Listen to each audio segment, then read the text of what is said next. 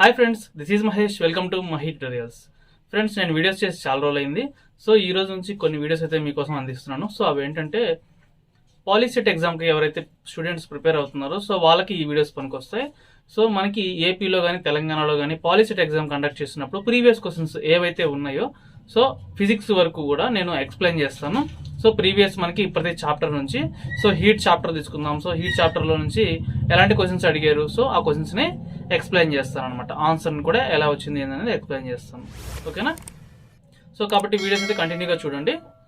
Videos upload చేస్తూ ఉంటాను, don't miss. So మీకు ఈ ఇయర్ ఏంటంటే వెయిటేజ్ అనేది మార్చారనమాట. మీకు మ్యాథ్స్ నుంచి 50 క్వశ్చన్స్ వస్తాయి, అలాగే ఇది మ్యాథ్స్ నుంచి 50 క్వశ్చన్స్ వస్తాయి, ఫిజిక్స్ నుంచి 40 క్వశ్చన్స్, అలాగే కెమిస్ట్రీ నుంచి 30 క్వశ్చన్స్, మొత్తం కూడా మనకి 120 క్వశ్చన్స్ వస్తాయి. ఓకేనా? సో ఫిజిక్స్ నుంచి 40 క్వశ్చన్స్ వస్తాయి. ఈ 40కి కూడా మీకేంటంటే 2021లో పాలిసెట్ రాసే స్టూడెంట్స్ మీకు రెడ్యూస్డ్ సిలబస్ని తీసేశారు.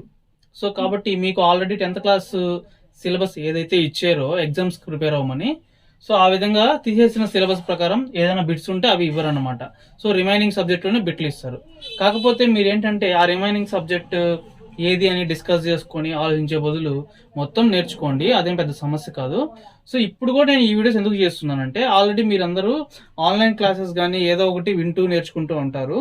అయితే ప్రీవియస్ క్వశ్చన్స్ని ఒకసారి సాల్వ్ చేసుకోవడం, ముందుగా చూసుకోవడం అనేది స్టూడెంట్స్కి బెటర్ ఆప్షన్ కాబట్టి సో నేను ఇప్పుడు ఏం చేస్తానంటే డైలీ మీకు ఫిజిక్స్లో ఫస్ట్ నేను హీట్ టాపిక్ తీసుకొని ఆ హీట్ టాపిక్లో ప్రీవియస్ క్వశ్చన్స్ ఏవైతే ఉన్నాయో అవన్నీ కూడా ఈ వీడియోలో అప్లోడ్ చేస్తాను అనమాట, ఎక్స్ప్లెనేషన్ ఇస్తాను.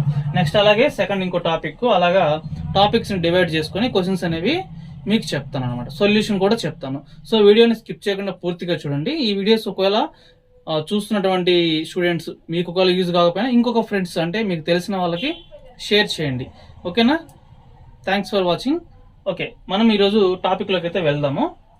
సో మీకు ఉండేటటువంటి ఫిజిక్స్లో టాపిక్స్ వచ్చేసి మొత్తము ఈ 6 టాపిక్స్లోంచి క్వశ్చన్స్ అయితే ఇవ్వడం జరుగుతుంది. సో మీకు హీట్ చాప్టర్, అలాగే refraction of light at plain surface, అలాగే refraction of light at curved surface, అలాగే human eye, colourful world, next electric current, next electromagnetism. So ఈ 6 టాపిక్స్ నుంచి మీకు 40 క్వశ్చన్స్ వస్తాయి. సో ఈ 40 క్వశ్చన్స్ కూడా వెయిటేజ్ ఎలా వస్తుందో ఒకసారి. మనకి హీట్ చాప్టర్ నుంచి దాదాపు 8 క్వశ్చన్స్ వరకు వస్తాయి. ఓకేనా? ఈ హీట్ చాప్టర్ నుంచి 8 క్వశ్చన్స్ వస్తాయి. దాదాపు ప్రతి చాప్టర్ నుంచి 6 క్వశ్చన్స్ కంపల్సరీ ఉంటాయి. కొన్ని చిన్న చాప్టర్స్ ఉంటాయి, దాని నుంచి ఎక్కువ క్వశ్చన్స్ రావన్నమాట. సో ఇప్పుడు ఈ చాప్టర్కి 8, అలాగే దీనికి వచ్చేసి 6, దీనికి 6, హ్యూమన్ ఐకి కూడా మనకి దాదాపు 5 అలా వస్తాయి అన్నమాట. ఇవి రెండు కూడా బిగ్ టాపిక్స్. సో మనకి ఇది కూడా మనకి అంటే 8 దాకా రావచ్చు, 7. ఓకేనా? సో మనకి ఈ విధంగా అయితే ఫర్ ఎగ్జాంపుల్ 40 మార్క్స్ వరకు వస్తాయి అనమాట. మనకి ఎక్కువ వెయిటేజ్ వచ్చేది మాత్రం హీట్ టాపిక్ నుంచి, అది గుర్తుపెట్టుకోండి. సో ఇప్పుడు నేను ఏం చేస్తానంటే ప్రీవియస్ క్వశ్చన్స్ ఒకసారి స్టార్ట్ చేసుకుందాం.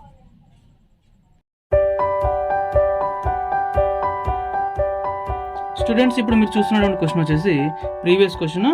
మనకి ప్రీవియస్ ఎగ్జామ్స్లో ఈ క్వశ్చన్ ఇచ్చారు. సో ఒకసారి క్వశ్చన్ చదువుతాను చూడండి. What would be the final temperature of a mixture of 10 grams of water is 10 degrees Celsius and 80 grams of water 80 degrees Celsius. So వీళ్ళు ఏమని ఇచ్చారంటే 10 grams వాటర్ వచ్చేసి 10 degrees Celsius దగ్గర ఉంది అంటే నెక్స్ట్ అలాగే ఇక్కడ మాస్ అన్నమాట, దీన్ని M1 అనుకుందాం. అలాగే టెంపరేచర్ వచ్చేసి T1 అనుకుందాం. అలాగే ఇంకొక మిక్చర్ ఏంటి ఇక్కడ 80 grams. సో మాస్ M2, ఈ 80 grams వాటర్ యొక్క temperature 80 degrees Celsius. So M1, M2, T1, T2 ఇచ్చారు. ఈ రెండింటిని మిక్స్ చేస్తే మనకి రిజల్టెంట్ టెంపరేచర్ ఎంత అని క్వశ్చన్ అడిగారు. సో మీకు mixture of the 2 different temperatures దగ్గర మనకి అలాగే 2 డిఫరెంట్ మాసెస్ ఇలా ఇచ్చినప్పుడు ఫార్ములా ఏంటంటే T is equal to M1 T1 plus M2 T2 by M1 plus M2. So ఈ ఫార్ములా వేసుకొని మనం ఆన్సర్ సాల్వ్ చేయాలి. So T is equal to M1 అంటే 10 ఇంటూ 10 ప్లస్ M2 అంటే 80 into 80 divided by M1 plus M2 అంటే 10 plus 80 90.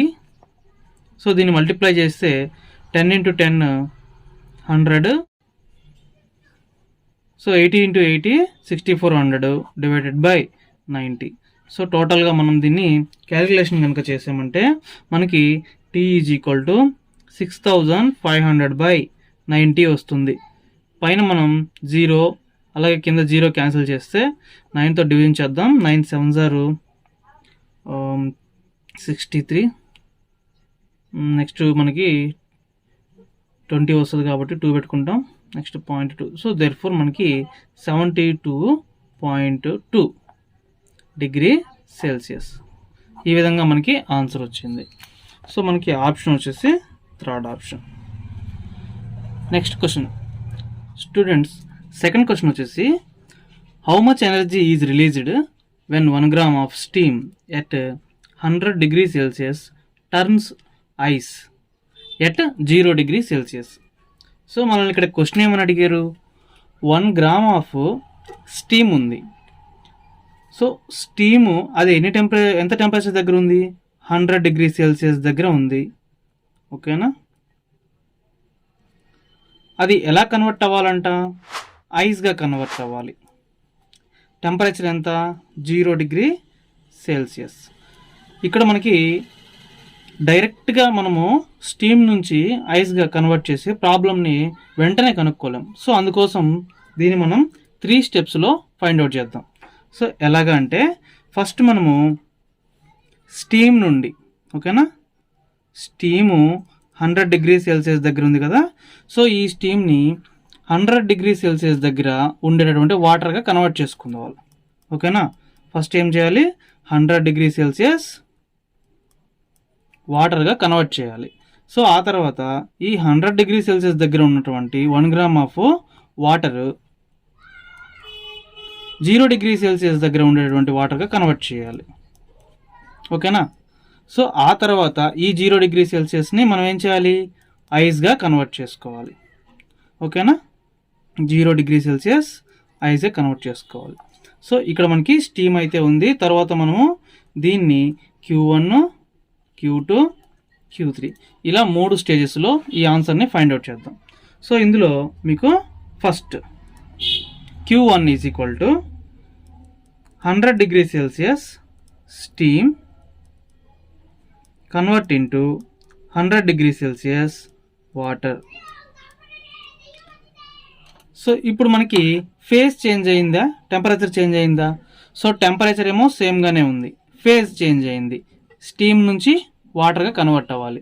So phase change అయినప్పుడు మనకి formula ఏంటి, ML. ఓకేనా, mass into latent heat of vaporisation. ఈ ఫార్ములా ఉంది కదా, సో అలా అనమాట. లేటెంట్ హీట్ అనేది మనకి ఫార్ములా M ఇంటూ L మనం వేసుకోవాలి. సో ఇక్కడ మాస్ ఎంత, 1 గ్రాము. అలాగే లేటెంట్ హీట్ ఆఫ్ వేపరైజేషన్ కానీ ఎంత అవుతుంది వాల్యూ, 540 క్యాలరీస్. సో వాటర్ అనేది 1 గ్రామ్ వాటరు మనకి స్టీమ్గా కన్వర్ట్ అవ్వాలంటే 540 క్యాలరీస్ కావాలి. సో దేర్ ఫోర్ 1 ఇంటూ 540 టోటల్గా 540 క్యాలరీస్ ఎనర్జీ కావాలి. ఓకేనా, రైట్. నెక్స్ట్ మనము స్టెప్ 2 చేద్దాం, Q2. సో Q2 ఏంటి, ఇక్కడ 100 డిగ్రీ సెల్సియస్ వాటర్ ఉంది మన దగ్గర, 1 గ్రామ్ ఆఫ్ వాటర్ ఉంది, 100 డిగ్రీ సెల్సియస్ దగ్గర ఉంది. సో దీన్ని మనము దీని యొక్క టెంపరేచర్ని 0 డిగ్రీ సెల్సియస్ దగ్గరికి మారుద్దాం. ఓకేనా, 0 degree Celsius of water. So ఇక్కడ మనకి సబ్స్టెన్స్ అదే ఉంది, వాటరే ఉంది, టెంపరేచర్ మాత్రం చేంజ్ అయింది. సో ఇప్పుడు మనం ఫార్ములా ఏం వేయాలి, Q is equal to MS delta T. MS delta T. So M అంటే mass 1, specific heat of water ఎంత 1 ఇంటూ డెల్టా టీ. ఇక్కడ టెంపరేచరు ఎంత చేంజ్ అయింది, ఓకేనా, T2 మైనస్ T1 కదా. సో కాబట్టి మనకి 100 మైనస్ 0. దేర్ ఫోర్ టోటల్గా ఇక్కడ ఎంత ఉంటుంది 1 ఇంటూ 100 అనమాట. సో అంటే మనకి Q2 ఈజ్ ఈక్వల్ టు ఎంత వచ్చింది 100 క్యాలరీస్ వచ్చింది. నెక్స్ట్ అలాగే మనం స్టెప్ 3 చూద్దాం. Step 3 Q3 is equal to, so మనకి ఏంటి స్టెప్ 3 ఏంటి, 0 డిగ్రీ సెల్సియస్ వాటర్ ఉంది మన దగ్గర. ఈ 0 డిగ్రీ సెల్సియస్ వాటర్ని మనం ఏం చేయాలి, ఐస్గా కన్వర్ట్ చేయాలి. 0 degree Celsius ice convert into 0 degree Celsius water convert into 0 degree Celsius ఐస్గా కన్వర్ట్ చేయాలి. సో ఐస్గా కన్వర్ట్ అవ్వడం అంటే ఫేజ్ చేంజ్ అవ్వడం. ఫేజ్ చేంజ్ ఫార్ములా ఏంటి, Q3 is equal to ml. So mass 1 into latent heat of freezing point ఎంత, ఓకేనా, freezing point ఎంత వాల్యూ 80 క్యాలరీస్. సో టోటల్గా మనకి ఈ విధంగా 540, 100, 80 వచ్చింది. మనము మొత్తం కూడా యాడ్ చేసుకున్నామంటే మనకి టోటల్ ఎనర్జీ అనేది ఎంతో తెలుస్తుంది.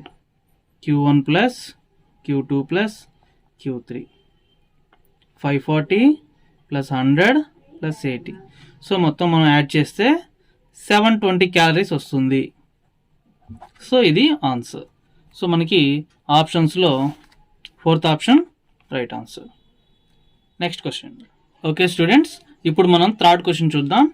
The temperature of which both centigrade and Fahrenheit thermometer will read same.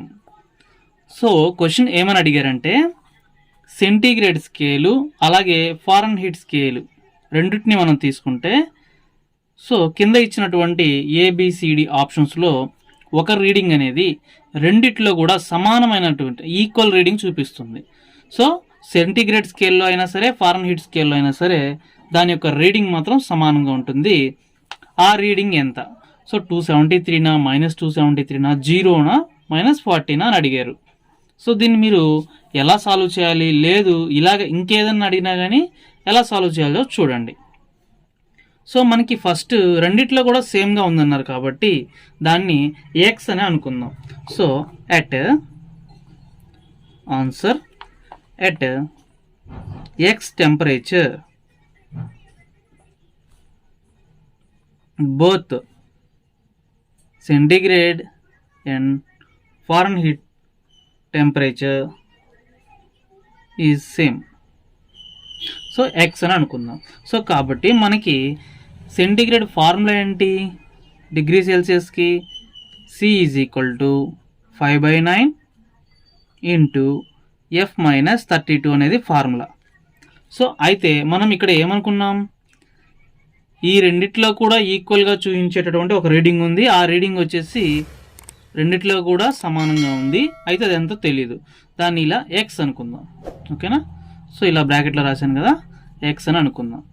అంటే ఇప్పుడు ఇక్కడ C అన్న F అన్న ఏమొస్తుంది, ఎక్స్ వస్తుంది. So therefore x is equal to 5/9 x - 32. ఈ కింద ఉన్నటువంటి మ్యాథమెటికల్ రూపంలో చేస్తున్నాను. సో 9 అటు వెళ్తే 9x ఈజ్ ఈక్వల్ టు 5తో మల్టిప్లై చేస్తే 5x - 5 ఇంటూ 32 ఎంత వస్తుంది మనకి, 5 3s are 15 కాబట్టి 150, 5 2s are 10. So total 160. 5x అటు వెళ్తే -5x, ఈ వైపు -160. సో 9లో 5 పోతే 4x is equal to -160. Therefore x is equal to -160/4. మనం క్యాన్సిల్ చేస్తే మనకి 4 4s are 16, పక్కన 0 ఇక్కడ మైనస్ ఉంది కాబట్టి -40 అనేది ఆన్సర్ అవుతుంది. So option 4 is answer. So ఈ క్వశ్చన్ చాలా ఇంపార్టెంట్, మనకి ప్రీవియస్ ఎగ్జామ్స్లో చాలాసార్లు అడుగున్నారనమాట. సో ఈజీగా ఉంటుంది, గుర్తుపెట్టుకోండి. నెక్స్ట్ క్వశ్చన్, మనకి ఈ టైప్ ఆఫ్ క్వశ్చన్ ఇచ్చినప్పుడు ఎలా చేయాలో చూడండి. సో ఇది చాలా ఈజీ మనకి. సో మీకు ఇక్కడ డిగ్రీ సెల్సియస్ ఇచ్చారు, నెక్స్ట్ కెల్విన్స్లో ఈజ్ ఈక్వల్ టు అని చెప్పేసి 1000 కెల్విన్ అని రాస్తున్నారు అనమాట. సో ఇక్కడ అబ్జర్వ్ చేస్తే మీకు సెల్సియస్ని కెల్విన్లోకి మార్చుకొని ఆన్సర్ మనం కనుక్కోవచ్చు. ఎక్స్ వాల్యూని ఫైండ్ అవుట్ చేయమన్నారు. సో ఇప్పుడు మీరు ఎలా చేయాలో చూడండి ఒకసారి. మనకి డిగ్రీ సెల్సియస్ని కెల్విన్లోకి మార్చుకుందాం. సో మార్చుకోవాలంటే ఏం చేయాలి, మనకి ఫార్ములా ఏంటి, K is equal to C plus 273 కదా. So therefore K is equal to 127 plus 273, ఇవి రెండు యాడ్ చేస్తే మనకి 400 కెల్విన్స్ వస్తాయి. సో ఈ ఈక్వేషన్లో ఇక్కడ మనం ఆ విధంగా రాసుకుందాం. సో 400 కెల్విన్స్ ప్లస్ పక్కన ఏమవుతుంది 400 kelvins plus X is equal to 1000 kelvins. So X వాల్యూని మనం ఫైండ్ అవుట్ చేయాలి. So 4 + 4 800 kelvins. So 800 kelvins plus X is equal to 1000. X is equal to 1000 kelvins. ఇక్కడ ఉండేటటువంటి 800ని మనము ఆ వైపు తీసుకెళ్తే -800 అవుతుంది. సో ఇప్పుడు 1000లో 800 తీసేస్తే మనకి 200 కెల్విన్ వస్తుంది. సో ఇది answer. So option 1 is right అనమాట.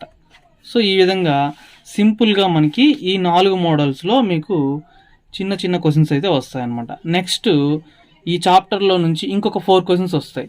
ఈ 4 క్వశ్చన్స్ ఎలా ఉంటాయంటే థిరియాటికల్గా ఉంటాయి, అంటే మ్యాథమెటికల్గా ఏమి ప్రాబ్లమ్స్ లేకుండా థిరియాటికల్గా డైరెక్ట్గా ఉంటాయి అన్నమాట. ఒకసారి దానికి సంబంధించి కూడా చెప్తాను చూడండి.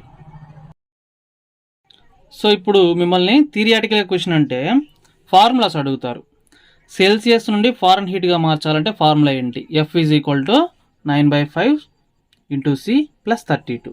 అలాగే ఫారెన్ హీట్ నుంచి సెల్సియస్గా మార్చాలంటే ఇది కెల్విన్ సెల్సియస్. అలాగే కెల్విన్ ఫారెన్ హీట్ వీటి మధ్య రిలేషను. సో ఫారెన్ హీట్లో ఇచ్చి కెల్విన్గా మార్చమంటే K is equal to Fahrenheit plus 457 add చేయాలన్నమాట. అలా కాకుండా మనకి కెల్విన్ టు ఫారెన్ హీట్ మార్చాలనుకోండి, సో కెల్విన్లో వాడు ఇచ్చిన వాల్యూలోంచి 457 తీసేయాలి. సో ఇలాగా డైరెక్ట్ క్వశ్చన్ ఒకటి ఉంటుంది. నెక్స్ట్ మనకి థియరిటికల్ క్వశ్చన్స్లో ఇదొకటి. మనకి ఉండేటటువంటి ఫేజెస్ ఎన్ని, అదే సాలిడ్, లిక్విడ్, గ్యాస్ కదా. సో సాలిడ్ నుంచి లిక్విడ్కి వెళ్ళేటటువంటి ప్రాసెస్ని ఏమంటారు అంటే మెల్టింగ్ పాయింట్ అంటారు, మెల్టింగ్ అంటారు. అలాగే లిక్విడ్ నుంచి గ్యాస్గా మారడాన్ని బాయిలింగ్ అంటారు. ఇలాగా రివర్స్లో వచ్చేసి గ్యాస్ లిక్విడ్గా మారితే ఆ ప్రాసెస్ని కండెన్సేషన్ అంటారు. అలాగే లిక్విడ్ నుంచి సాలిడ్గా కనుక మారితే అదేమవుతుంది, ఫ్రీజింగ్ అవుతుంది. ఓకేనా. సో ఇలా ఉంటాయి. ఇలా కాకుండా ఇంకొక 2 ప్రాసెస్లు అవేంటి, సాలిడ్ నుంచి డైరెక్ట్గా గ్యాస్ రూపంలోకి మారితే, అంటే ఫర్ ఎగ్జాంపుల్ మీకు ఇప్పుడు కర్పూరం ఉంది తెలుసు కదా. సో కర్పూరాన్ని మనము హీట్ చేస్తాం, అంటే వెలిగిస్తాం. వెలిగించిన వెంటనే అదేమవుతుంది, కరిగిపోయి గాలిలో కలిసిపోతుంది. అలాగే మీరు ఇప్పుడు గమనించి ఉంటారు డ్రై ఐస్ అని చెప్పేసి. సో ఈ డ్రై ఐస్ కూడా మీకు ఏమవుతుంది, మంచుగడ్డలాగా తెల్లగా అలా ఉంటాయి. సో ఆవిరి రూపంలో వెళ్ళిపోతాయి అన్నమాట. సో ఇవన్నీ కూడా ఈ ప్రాసెస్ని ఏమంటారంటే సబ్లిమేషన్ అంటారు. సాలిడ్ నుంచి డైరెక్ట్గా గ్యాస్గా మారితే దాన్ని సబ్లిమేషన్ అంటారు. అలా కాకుండా రివర్స్లో గ్యాస్ వచ్చేసి సాలిడ్గా కనుక మారితే దాన్ని డీపోజిషన్ అని చదవచ్చు. నెక్స్ట్ అలాగే మీరు గుర్తుపెట్టుకోవాల్సినటువంటి ముఖ్యమైనవి యూనిట్స్ అనమాట. సో మీకు స్పెసిఫిక్ హీట్ ఫార్ములా ఉంది కదా, S is equal to Q/m∆T అని. సో దానికి యూనిట్స్ క్యాలరీస్లో, అదే CGS యూనిట్స్ అంటే ఏంటి, calories per gram degree Celsius. MKSలో అయితే kilo calories by kilo degree Celsius. SIలో మాత్రమే, SI సిస్టంలో మాత్రమే ఇక్కడ మీరు జౌల్స్ పర్ కేజీ కెల్విన్స్ అని చెప్పేసి రాయాల్సి ఉంటుంది. నెక్స్ట్ అలాగే మీకు ఇంకొన్ని చెప్తాను. సో ఇంకా మీరు మెయిన్గా గుర్తుపెట్టుకోవాల్సినవి specific heat of ice 0.5 calories per gram degree Celsius. ఈ వాల్యూస్ కూడా గుర్తుపెట్టుకోవాలన్నమాట. స్పెసిఫిక్ హీట్ ఆఫ్ ఐస్కి ఎంత 0.5, స్పెసిఫిక్ హీట్ ఆఫ్ వాటర్ ఎంత 1 calorie per gram degree Celsius. అలాగే specific heat of vapour 0.5. Next అలాగే లేటెంట్ హీట్, ఇందాక మనం ప్రాబ్లమ్స్ చేసేటప్పుడు చెప్పుకున్నాం కదా, latent heat of ice 80 calories, latent heat of vaporisation 540 calories. ఇంకొకటి main 1 calorie is equal to ఎన్ని జౌల్స్, 4.186 జౌల్స్ అనమాట. సో ఇలాంటి మనకి సింపుల్గా క్వశ్చన్స్ అయితే ఉంటాయి. మీకు మొత్తం 8 క్వశ్చన్స్ వస్తాయి. ఈ 8ని కూడా మీరు నీట్గా సాల్వ్ చేసి కరెక్ట్ చేస్తారని అనుకుంటున్నాను. అలాగే కొన్ని థియరిటికల్ క్వశ్చన్స్లో ఇంకొక క్వశ్చన్ చెప్తాను. సో అదేంటంటే మనకి water boiling point 100 degree Celsius కదా. సో 100 డిగ్రీ సెల్సియస్ తర్వాత వాటర్ అనేది బాయిల్ అవుతుంది. అయితే మనకి ప్రెషర్ కుక్కర్లో బాయిలింగ్ పాయింట్ ఎంత వాటర్కి అని అడిగితే మీరు ఏం రాయాలంటే గ్రేటర్ దెన్ 100 డిగ్రీ సెల్సియస్, అంటే ఇక్కడ 121 డిగ్రీ సెల్సియస్ అనమాట. సో 120 డిగ్రీ సెల్సియస్ దగ్గర మనకి ప్రెషర్ కుక్కర్లో ఉండే వాటర్ బాయిల్ అవుతుంది అని. ఓకేనా, 100 కంటే ఎక్కువ ఉంటుంది. 100 అని పెట్టకూడదు, ప్రెషర్ కుక్కర్ అని అడిగినప్పుడు ఇలా పెట్టాలన్నమాట. ఓకే స్టూడెంట్స్, ఇంతటితో ఈ వీడియో వరకు చాలు. నెక్స్ట్ మనం రే ఆప్టిక్స్లో ఇంకొన్ని మోడల్ క్వశ్చన్స్, ప్రీవియస్ క్వశ్చన్స్ని మీకు నెక్స్ట్ వీడియోలో పెడతాను. సో వీడియో రేపు అప్లోడ్ చేసేస్తాను. Thanks for watching my video. Bye bye.